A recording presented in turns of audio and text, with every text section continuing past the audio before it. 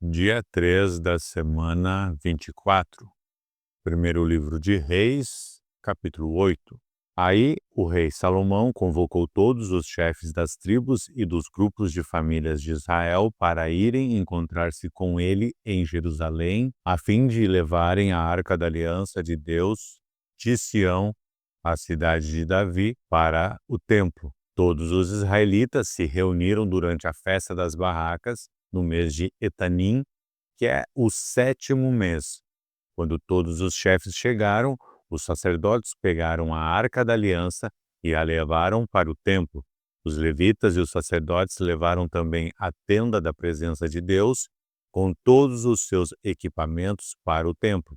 O rei Salomão e todo o povo de Israel se reuniram em frente à arca da aliança e ofereceram em sacrifício um grande número de ovelhas e touros, tantos que nem dava para contar. Então, os sacerdotes levaram a arca para dentro do templo e a colocaram onde devia ficar, no lugar santíssimo, debaixo das asas dos querubins, pois as suas asas estendidas cobriam a arca e os seus cabos. As pontas dos cabos podiam ser vistas por qualquer pessoa que ficasse diretamente em frente ao lugar santíssimo, mas não podiam ser vistas de nenhum outro lugar. Os cabos ainda estão ali até hoje. Dentro da arca estavam somente as 2 placas de pedra que Moisés havia colocado ali, quando, no Monte Sinai, o Senhor Deus havia feito uma aliança com os israelitas depois que eles saíram do Egito. Quando os sacerdotes estavam saindo do lugar santo, uma nuvem encheu o templo do Senhor com a glória do Senhor, e eles não puderam voltar para dentro a fim de realizar os seus atos de culto. Aí Salomão disse: Tu, ó Senhor, puseste o sol no céu, embora tivestes resolvido viver entre as nuvens escuras. Mas agora eu construí para ti uma casa, em um lugar onde viverás para sempre. Aí Salomão virou-se, olhou para o povo, que estava todo de pé, e pediu a bênção de Deus para todos. Depois disse: Bendito seja o Senhor, o Deus de Israel, pois pelo seu poder ele cumpriu a promessa que tinha feito a Davi, o meu pai, quando lhe disse: Desde o dia em que tirei do Egito o meu povo de Israel, eu não escolhi nenhuma cidade de todas as tribos da terra de Israel para ali construir um templo a fim de ser adorado nele, mas escolhi você, Davi, para governar o meu povo. E Salomão continuou: Davi, o meu pai, tinha planos de construir um templo para a adoração do Senhor, o Deus de Israel. Mas o Senhor lhe disse: Você fez bem quando planejou construir um templo para mim, mas você não o construirá. Será o seu filho quem construirá o meu templo. E agora Deus cumpriu a sua promessa. Eu fiquei no lugar do meu pai como rei de Israel e construí o templo para a adoração do Senhor, o Deus de Israel. Também separei no templo um lugar para colocar a arca da aliança, onde estão guardadas as placas de pedra da aliança que o Senhor Deus fez com os nossos antepassados quando os tirou do Egito. Então, na presença de todo o povo reunido, Salomão foi e ficou em frente do altar. Levantou as mãos para o céu e disse: Ó Senhor, Deus de Israel, não há Deus igual a ti em cima no céu, nem embaixo na terra. Tu cumpres a aliança que fizeste com o teu povo e lhes mostras o teu amor quando eles, com todo o coração, vivem uma vida de obediência a ti. Pelo teu poder cumpriste a promessa que fizeste a Davi, o meu pai. No dia de hoje, todas as palavras da tua promessa foram completamente cumpridas. E agora, ó Senhor, Deus de Israel, eu te peço que cumpras a outra promessa que fizeste ao meu pai quando lhe disseste que sempre haveria um descendente dele governando como rei de Israel. Contanto que eles te obedecessem com o mesmo cuidado com que ele obedeceu. Portanto, ó Deus de Israel, faze com que se cumpra aquilo que prometeste a Davi, o meu pai, teu servo. Mas será que, de fato, ó Deus, tu podes morar no meio de nós, criaturas humanas, aqui na terra? Tu és tão grande que não cabes nem mesmo no céu. Como poderia este templo que eu construí ser bastante grande para isso? Ó Senhor, meu Deus, eu sou teu servo.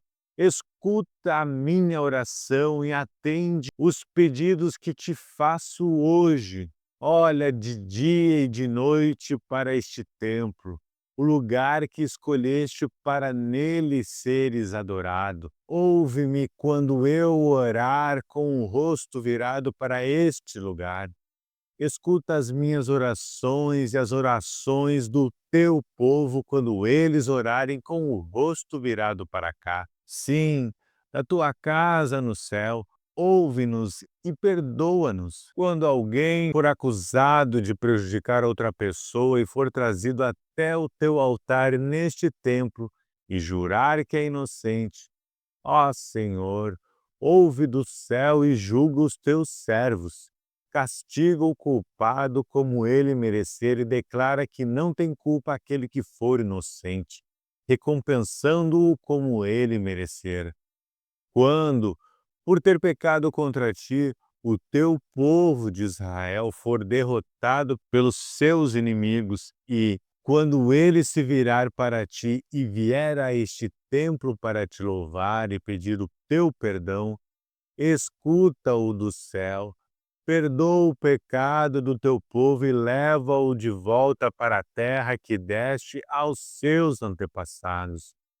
Quando o céu se fechar e não chover, porque o teu povo pecou contra ti, e eles se arrependerem e virarem o rosto na direção deste templo e orarem e te louvarem, depois que os tiveres castigado, escuta-os do céu. Perdoa os pecados do rei e do povo de Israel e ensina-os a fazer o que é direito. Então, ó Deus, faze cair chuva sobre esta tua terra que deste ao teu povo para ser deles para sempre. Quando nesta terra houver falta de alimentos, ou houver pragas, ou as colheitas forem destruídas por ventos muito quentes ou por bandos de gafanhotos, ou quando o teu povo for atacado pelos seus inimigos, ou quando houver peste ou doença entre o povo, escuta as suas orações. Se alguém do povo de Israel, sentindo no seu coração o peso da desgraça, estender as mãos na direção deste templo e orar, escuta a sua oração. Lá do teu lar no céu, ouve o teu povo, perdoa-o e ajuda-o. Só tu conheces os pensamentos secretos do coração humano. Trata cada pessoa como merecer, para que o teu povo te tema e te obedeça durante todo o tempo em que eles viverem na terra que deste aos nossos antepassados. Quando um estrangeiro que vive numa terra bem longe daqui ouvir falar da tua fama e das grandes coisas que tens feito pelo teu povo, e vier te adorar e orar a ti com o rosto virado para este templo, ouve a sua oração lá do céu onde vives, escuta-o e faze tudo o que ele pedir, para que todos os povos da terra possam te conhecer e temer, como faz o teu povo de Israel. Então eles ficarão sabendo que este templo que eu construí é o lugar onde deve ser adorado. Quando ordenares que o teu povo saia para a guerra contra os seus inimigos, e o teu povo orar a ti, virados para esta cidade que escolheste e para este templo que construí em honra do teu nome. Escuta do céu as suas orações e os seus pedidos. Ouve-os e dá-lhes a vitória quando eles pecarem contra ti. E não há ninguém que não peque. E na tua ira deixares que os inimigos deles os derrotem e os levem prisioneiros para alguma terra inimiga, longe ou perto daqui, ouve as orações do teu povo. Se ali, naquela terra, eles se arrependerem e orarem a ti, confessando que foram pecadores e maus, escuta as orações, ó Senhor. Se naquela terra eles verdadeiramente e sinceramente se arrependerem e orarem a ti, virados na direção desta terra que deste aos nossos antepassados, desta cidade que escolheste e deste templo que construí em honra do teu nome, escuta as orações deles. Do teu lar no céu, ouve-nos e dá-lhes a vitória. Perdoa os pecados que o teu povo tem cometido contra ti e a sua revolta contra ti, e faze com que os seus inimigos os tratem com bondade. Eles são o teu povo que tiraste daquela fornalha acesa, o Egito. Ó Senhor, nosso Deus, eu te peço que olhes com simpatia para o teu povo de Israel e para o seu rei, e escutes as suas orações sempre que eles te chamarem pedindo ajuda. Tu os escolheste entre todos os povos para serem o teu povo, conforme lhes disseste por meio do teu servo Moisés, quando tiraste do Egito os nossos antepassados. Depois que Salomão acabou de orar ao Senhor Deus, ele se levantou e ficou em frente do altar, onde havia estado ajoelhado com as mãos levantadas para o céu. Então, em voz alta, pediu as bênçãos de Deus para todo o povo que estava reunido ali. Ele disse: Bendito seja o Senhor Deus, que deu paz ao seu povo, como havia prometido. Ele tem cumprido todas as abençoadas promessas que fez por meio do seu servo Moisés. Que o Senhor, nosso Deus, esteja conosco assim como esteve com os nossos antepassados, que Ele nunca nos deixe, nem nos abandone, que Deus nos faça obediente a Ele, para que sempre vivamos conforme Ele quer, obedecendo a todos os mandamentos, leis e ensinos que Ele deu aos nossos antepassados.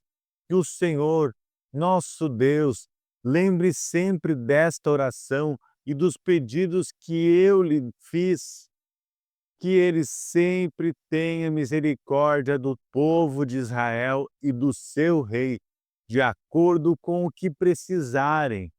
E assim, todas as nações do mundo ficarão sabendo que somente o Senhor é Deus e que não há nenhum outro. Que vocês sejam sempre fiéis ao Senhor, nosso Deus, obedecendo a todos os seus mandamentos e leis, como fazem hoje. Então, o rei Salomão e todo o povo que estava ali ofereceram sacrifícios a Deus, o Senhor. Ele ofereceu em sacrifício 22.000 bois e 120.000 ovelhas como ofertas de paz. E assim, o rei e todo o povo dedicaram o templo ao serviço do Senhor. Aquele mesmo dia, Salomão separou, a fim de ser sagrada para Deus, a parte central do pátio que ficava em frente ao templo. Ali, ele apresentou as ofertas que foram completamente queimadas, as ofertas de cereais e a gordura dos animais que haviam sido trazidos como ofertas de paz. Salomão fez isso porque o altar de bronze era muito pequeno para todas essas ofertas. Naquela ocasião, ali no templo, Salomão e todo o povo de Israel comemoraram durante 7 dias a festa das barracas. O povo era uma enorme multidão de pessoas que tinham vindo do país inteiro, desde a subida de Amate, no norte, até a fronteira do Egito, no sul. No 8º dia, Salomão mandou o povo para casa. Todos pediram as bênçãos de Deus para ele e foram embora felizes por causa de todas as coisas boas que o Senhor Deus tinha dado ao seu servo Davi e ao seu povo de Israel. Segundo o livro de Crônicas 5. Quando o rei Salomão terminou todo o trabalho no templo, colocou na sala do tesouro do templo todas as coisas que Davi, o seu pai, havia separado para Deus, o Senhor, isto é, a prata, o ouro e outros objetos. Aí o rei Salomão mandou que todos os chefes das tribos e dos grupos de famílias de Israel se reunissem em Jerusalém, a fim de levar a arca da aliança do Senhor de Sião, a cidade de Davi, para o templo. Todos os israelitas se reuniram no 7º mês, durante a festa das barracas. Quando todos os chefes chegaram, os levitas pegaram a arca da aliança e a levaram para o templo. Os sacerdotes e os levitas levaram também a tenda da presença de Deus, com todo o seu equipamento, para o templo. O rei Salomão e todo o povo de Israel se reuniram em frente da arca da aliança e ofereceram em sacrifício um grande número de ovelhas e touros, tantos que nem dava para contar. Então, os sacerdotes levaram a arca para dentro do templo e a colocaram onde devia ficar, no lugar santíssimo, debaixo das asas dos querubins, pois as suas asas estendidas cobriam a arca e os cabos usados para carregá-la. As pontas dos cabos podiam ser vistas por qualquer pessoa que ficasse diretamente em frente ao lugar santíssimo, mas não podiam ser vistas de nenhum outro lugar. Os cabos ainda estão ali até hoje. Dentro da arca estava somente as 2 placas de pedra que Moisés havia colocado ali quando, no Monte Sinai, o Senhor Deus havia feito uma aliança com os israelitas depois que eles saíram do Egito. Os sacerdotes se prepararam para sair do templo. Todos os que estavam ali haviam se purificado, sem levar em conta o grupo a que pertenciam.